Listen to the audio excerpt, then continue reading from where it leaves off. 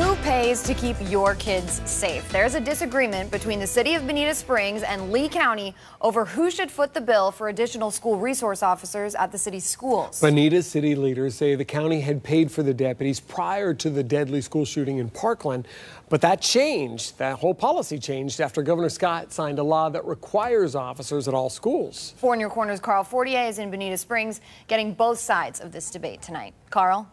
Well, this was a bone of contention at last night's Bonita City Council meeting, with council members upset that the county has decided not to pay for their school resource officers. But the county says that funding was never intended to be permanent.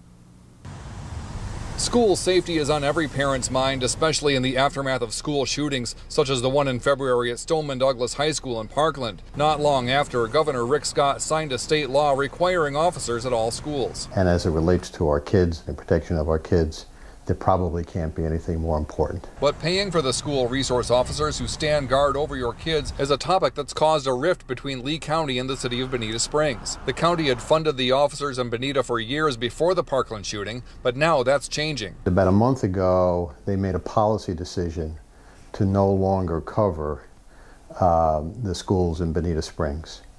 And we don't think that's appropriate. Bonita's Deputy Mayor Peter O'Flynn says people living there pay Lee County millions in taxes, about 5 times what they pay the city, and thinks the county can absorb the cost of the additional resource officers. We pay our ad valorem taxes, and that covers the sheriff's office. Absolutely, because it's a general service. But in a letter sent Wednesday from Lee County's manager to Bonita city leaders, Roger DeJarle wrote, Lee County has a long history of providing a 50-50 share of funding for the school resource officer program. This arrangement was intended to make it through the hard times of the recession.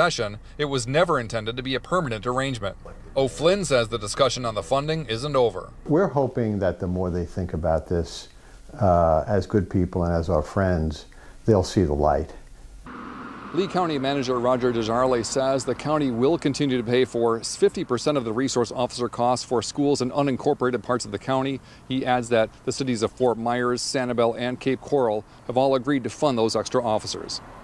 In Bonita Springs, Carl Fortier, Fox 4, in your corner. All right.